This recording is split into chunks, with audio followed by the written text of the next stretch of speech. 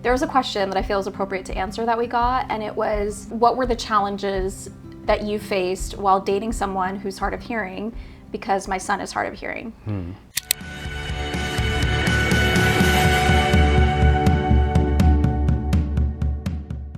The question is, challenge dating someone who's hard of hearing? Yeah.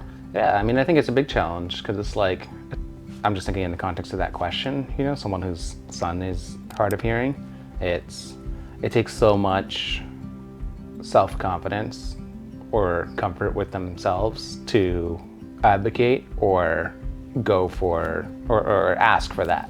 I think the biggest thing is like wanting to make sure that you're in an environment where you can hear. So like in terms of like loud restaurants, loud places, like just asking to sit outside or asking to sit in the quiet place, like I think that's maybe an adjustment, not a challenge. I don't think it's a challenge in the sense that it's like, oh, it's going to be so hard to date someone like that. But I do think it's a challenge in the sense that, you know, years prior to dating you and things like that, that I would go on dates that were like I couldn't hear. Mm-hmm.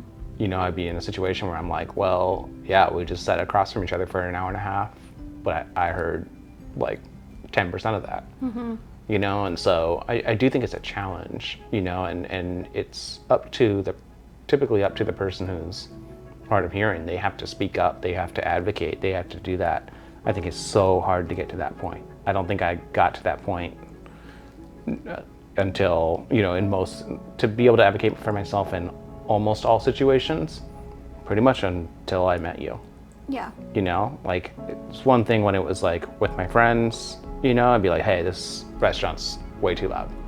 You know, maybe I could have said that when I was 27 years old or something like that, you know? But when I was like 25, 24, it was like, I'm just gonna go with the flow. I'm gonna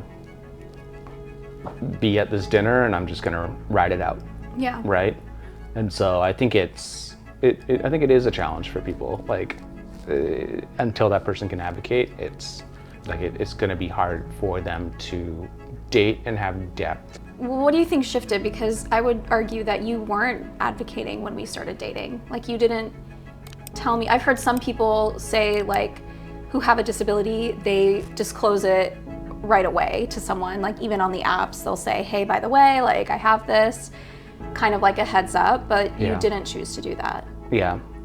I think it goes back to like, how do you let that define you or not, right?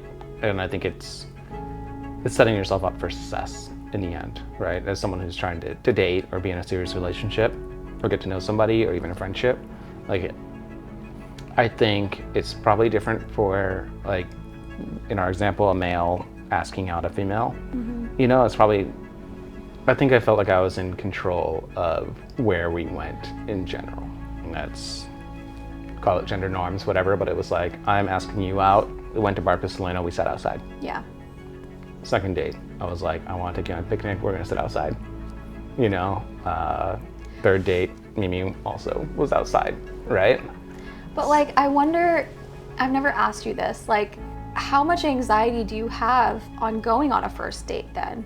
Like, everyone has anxiety overall, but like, when you are not only meeting a new person and dealing with like, can I hear them? Like, are they gonna notice? Like, what are those thoughts running through your head? I think that can happen for sure, you know? So my foot's falling asleep. Oh, it's okay. You can move. No, I think that can happen for sure, you know? Which is, yeah. But I've definitely been on dates where, you know, the girl had picked somewhere, like, let's go meet here. Or I just didn't know where I wanted to go, and so I was like, oh, I found this. My friend said it's a great date spot, but it's, oh my gosh, it's like speed dating basically, and the next date is like 8 inches away from you, you know? It's so loud. That's the worst. That was like New York dating at its finest, and it was like, there were definitely moments where like I sat down for a date or I walked into somewhere and I was like, okay, this is gonna be hard. Yeah. But again, it goes back to like that self-confidence to say, hey, especially in dating, right? Where you're like literally trying to impress somebody on a first impression, you know, effectively. Like, yeah, like and going back to the question, like to that person's son who's dating alone without a disability is a huge self-confidence game, right? Like there's so much up and down to that on its own, right? And so to then also have a disability and say like, hey, this is the first thing I have to say, that, oh, this bar is too loud for me. Yeah. But then all of a sudden, it's one, you feel like, what's this person's impression going to be of me from a disability perspective? What's this person's impression of me going to be from, I don't know, like, can they do fun stuff perspective? Like, this is a cool bar perspective. Like, there's so much self-reevaluation that, like, think about dating in general. Like, that happens no matter what, even if you could hear at a loud bar, right? So you add that extra thing, and then you're like, that's hard, you know? Yeah, I remember you saying to me right after we'd actually met your parents, and you had said, I think my mom would have been happy just bringing anyone home. Like, that's a strong statement. I guess, like, you were saying it in the sense of, like, you know, just that I had someone that loved me and was committed, you know, and wanted to take this. Any parent wants, yeah, any right? parent wants. But then you had said something in that same sentence of, like, you know, I just imagine, like, how happy she is that it's someone like you. Yeah. Like, you know, like, there was almost I think what you were trying to say, correct me if I'm wrong, is that, like, there is an uncertainty that a parent probably has of, are you going to be okay? Like, are you going to be in a relationship where a person is accepting of this and can handle this and is choosing this? And the fact that I don't think your mom ever thought you were going to bring home Miss America. Like, put it plainly. And, you know, when you say it like that, it's probably true. Like, she didn't have that thought in her head, or even think that might be something attainable. And it is. To this mom, it absolutely is. And I actually met a person who was hard of hearing. I shared this with you at one of my screenings of Complexion a month ago. And he was Indian, and he said, you know, colorism hasn't been my issue, but I'm deaf, and he had a cochlear implant. And he was saying he had just moved to New York, and he was telling me that, you know, girls don't want to date him because they immediately see that his implant or notice that his speaking, and he's hard of hearing. And he said, and they don't want to date me because of that. And I said, I want you to know that my fiancé is hard of hearing, and he has a cochlear implant, and I love him for exactly who he is, and know that you are deserving of finding a person, and you will find a person who will love you for exactly who you are. And he just, like, started crying because he did not expect that from someone like me. Like, he didn't know at all about my dating life or background.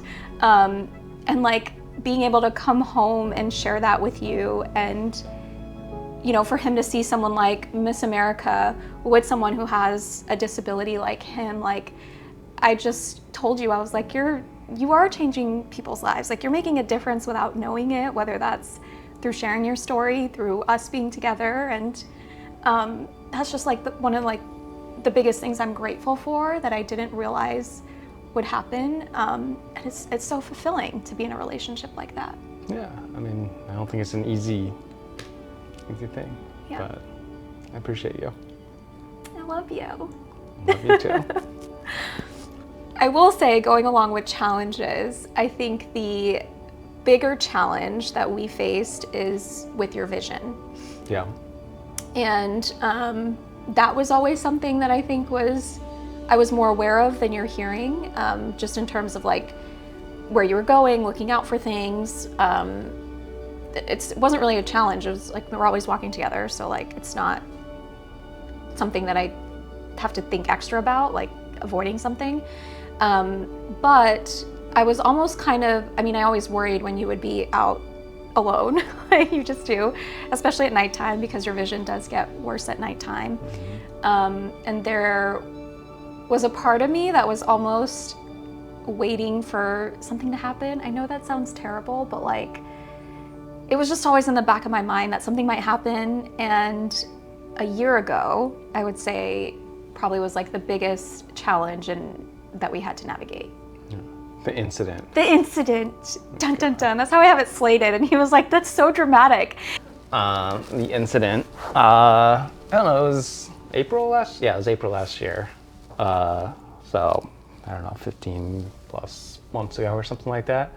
I was just walking home. It was like wasn't even dark out. It was like on like a Wednesday or Thursday.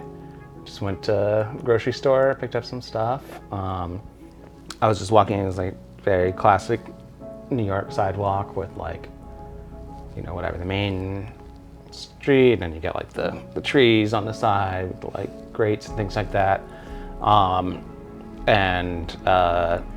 I was walking, and like a couple were walking towards me, so I jumped out of the way and had all my groceries and stuff like that. And I couldn't see one of the grates, and it was like at 7 p.m., something like that. It was not dark, but it was getting darker. It was gray-ish out, you know, and just didn't see. Walked right into the grates. It was like one of those spiky grates. Yeah, it was like the pointy ones. Yeah, before, like, couldn't, you know, happen so fast, and you're not expecting it because you don't see it. And so I like fell on it, tore up my knee. I knew that had happened, and then I felt blood on my face. And I was like, the moneymaker's ruined.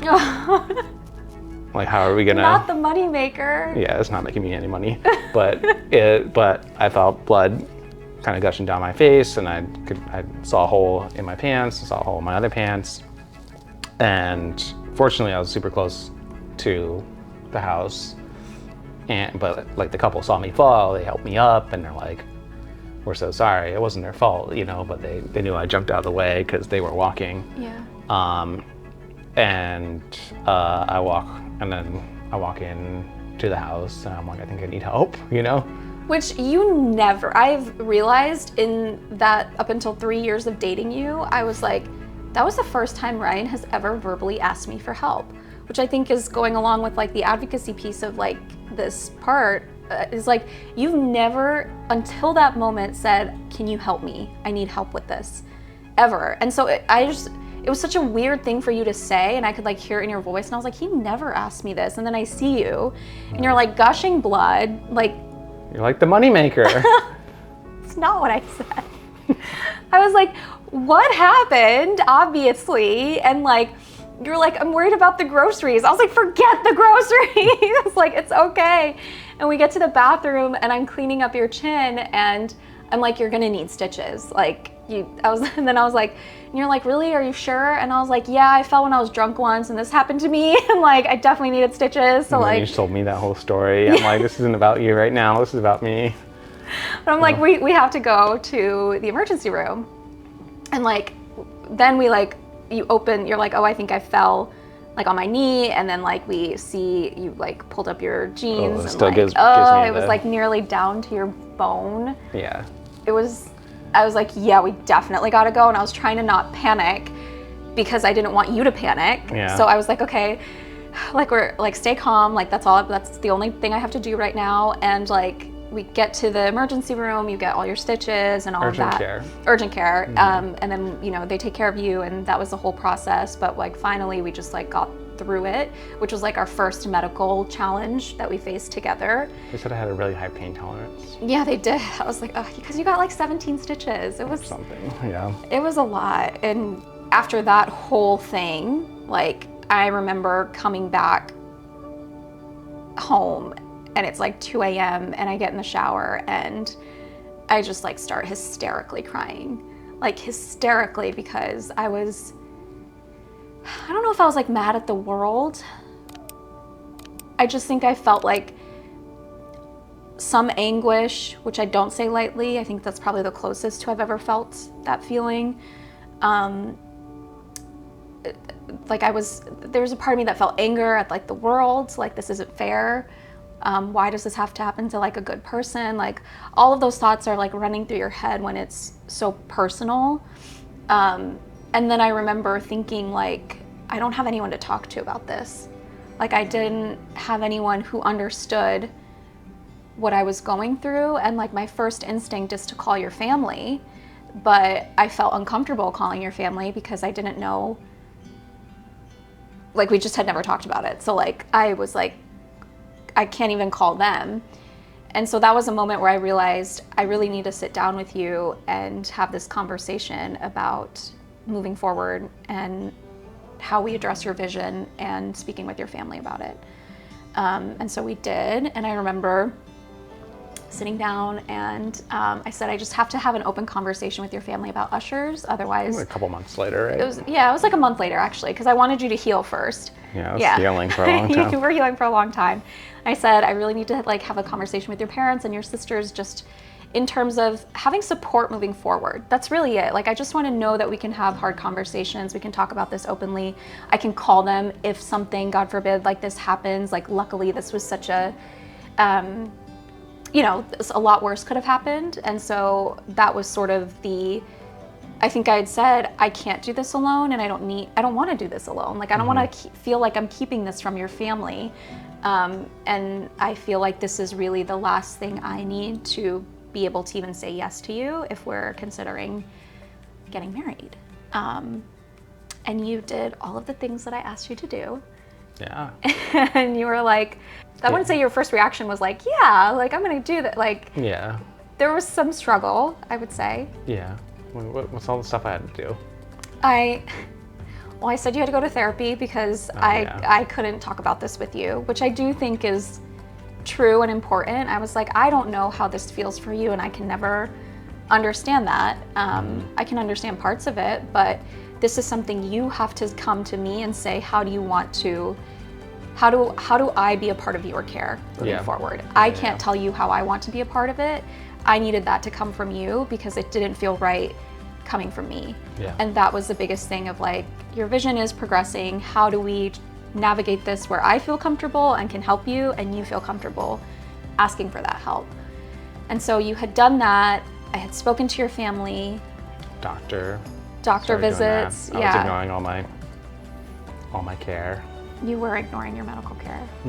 And I was proud of you because I was like, I'm not making an appointment for you. I'm not going to be that person because it just has to come from you, right? Yeah. Like, I really do believe that because that's like me fixing the problem, and I wanted it to come from you. And then the last thing, which I'm excited about. Are we announcing? Yeah. No, it's to be continued. Oh man, okay, we'll wait. But yeah, there's a happy ending. Yeah, for sure. At the end of this. So, yeah, I think that was the last hurdle for us to get to our proposal story and all of that, which I'm really excited. That will be the next episode. So thank you so much for watching. Any parting words? No, I think you covered it, honestly. Yeah. No, I appreciate everything. I know you talk about intervening, or you talk about, you know, letting someone get to where they need to get to on their own, you know, and I think it's such a thoughtful and kind and, you know, amazing way to do that. Like, it's both what you want, right, and what you need, but I think you also, there's a lot of people who would have taken control of that situation and either given ultimatums or given, or just, like you said, gone off and did it, right, and said, I'm making the appointments for you, things like that. And I think, I don't know. I don't know if it was like I was ready for it and it all like lightning struck at the right time kind of thing, and everything moved forward, but it was probably a combination. But I think the way you handled it too was, you know, helping me grow as a person, helping me face these things on my own, you know, but also fully supporting and coming to all my appointments with me and things like that. You know, I think it's a part of a relationship that I didn't even know I wanted or needed, or even knew it was like part of the relationship, you know. And so it was, I don't know, I appreciate all of it, you know. I appreciate you too. I do lots for her. You do. I do lots for her. A lot for me. Yeah. So Yes. There's a lot mentally, emotionally, all of it. You're amazing at. So thank you so much for watching and listening to our story, and we will see you next time with all the fun stuff. This was fun too, but okay, bye. Bye. Yay.